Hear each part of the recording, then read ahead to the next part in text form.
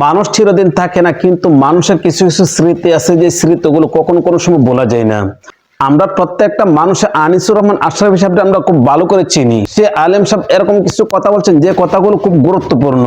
শেখ শরীফুল ইসলাম হাদি ভাই যখন দুনিয়া থেকে চলে গেছেন তখন কিন্তু সে এরকম কিছু স্মৃতি রেখে গেছেন যে স্মৃতিগুলো কখনো কোনো সময় মানুষ বলতে পারবে না। হাদি ভাইয়ের রক্ত, হাদি ভাইয়ের রক্ত বৃথা যেতে দেব না। তুমি কে আমি কে, তুমি কে আমি কে, তুমি কে আমি কে, দিল্লি না ঢাকা, দিল্লি না ঢাকা, গোলামি না আজাদি, গোলামি না আজাদি।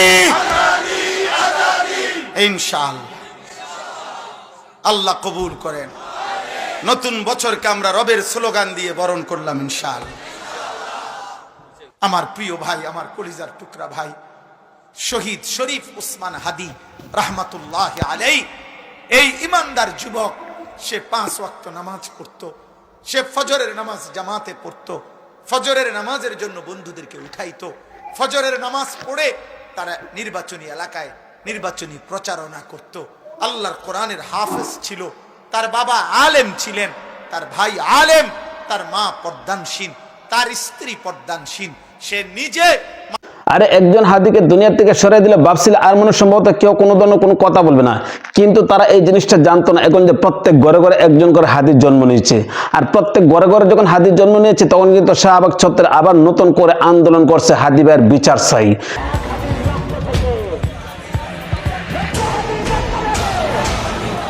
হ্যাঁ ভাই, আমরাও চাই হাদি ভাইয়ের বিচার হোক সঠিকভাবে, কেন হাদি ভাই ছিলেন একজন ভালো মানুষ, একজন পরহেজগার মানুষ। হাদি ভাইয়ের মতন একজন ভালো মানুষকে যখন তারা দুনিয়া থেকে সরিয়ে দিয়েছে তাহলে আমরা তাদের সঠিক বিচার চাই। অংশ মাটি আমি কাউকে নিতে দেব না, এটা সে বলেছিল। ভারতীয় বেঈমানদের বিরুদ্ধে, ভারতীয় আধিপত্যবাদের বিরুদ্ধে এই যুবক একাই কথা বলেছিল। সে বলেছিল আমি হাদিকে থামানো যাবে না, আমারে থামাইতে হলে গুলি করতে হবে, আমারে পৃথিবীর থেকে। আরে মানুষ আসবে, মানুষ যাবে, কিন্তু কিছু কিছু মানুষ আছে যে মানুষগুলোর কথা কখনো কোনো সময় বলা যায় না। হাদি ভাই কিরকম একজন মানুষ ছিল সেটা আমাদের জানার বাকি নাই।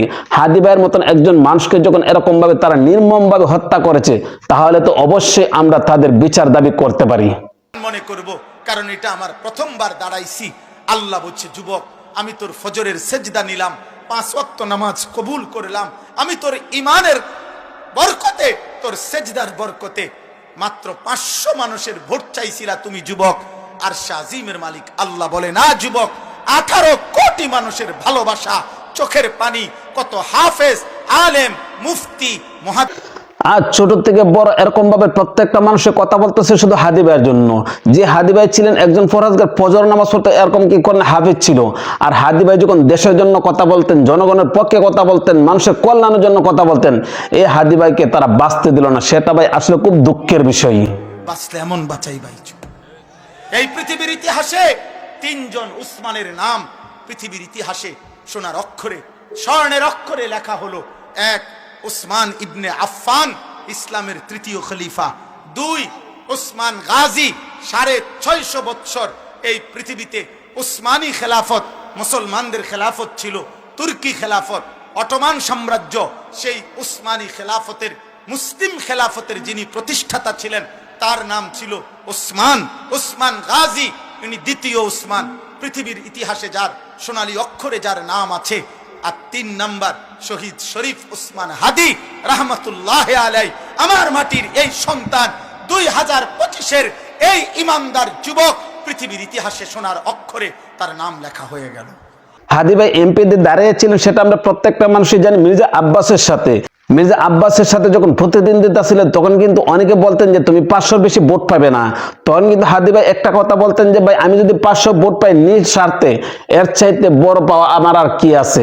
কিন্তু আল্লাহ তাআলা তাকে কি করেছে দেখেন, হাদি ভাই 500 ভোট আশা করেছিলেন, কিন্তু আল্লাহ তাআলা তাকে এরকম ভাবে নিয়ে গেছেন এখন পুরো বাংলাদেশ না পুরো অল বিশ্বের মধ্যে কিন্তু হাদি ভাইকে নিয়ে মানুষ আলোচনা করে।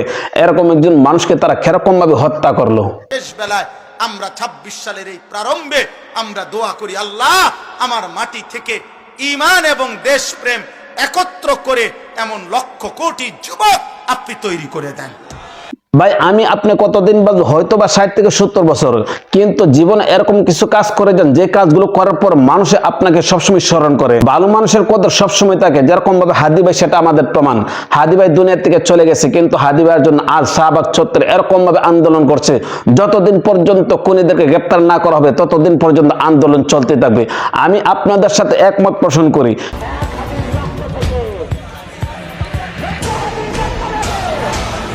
কারণ যারা হাদি ভাইকে নির্মমভাবে হত্যা করেছে রাস্তার মধ্যে প্রকাশ্য দিনের বেলা, তাদেরকে এরকম ভাবে শাস্তি দিতে হবে যেন তাদের শাস্তি দেখার পর আর কখনো কোনো সময় কোন মানুষ যেন এরকম ধরনের কাজ না করতে পারে।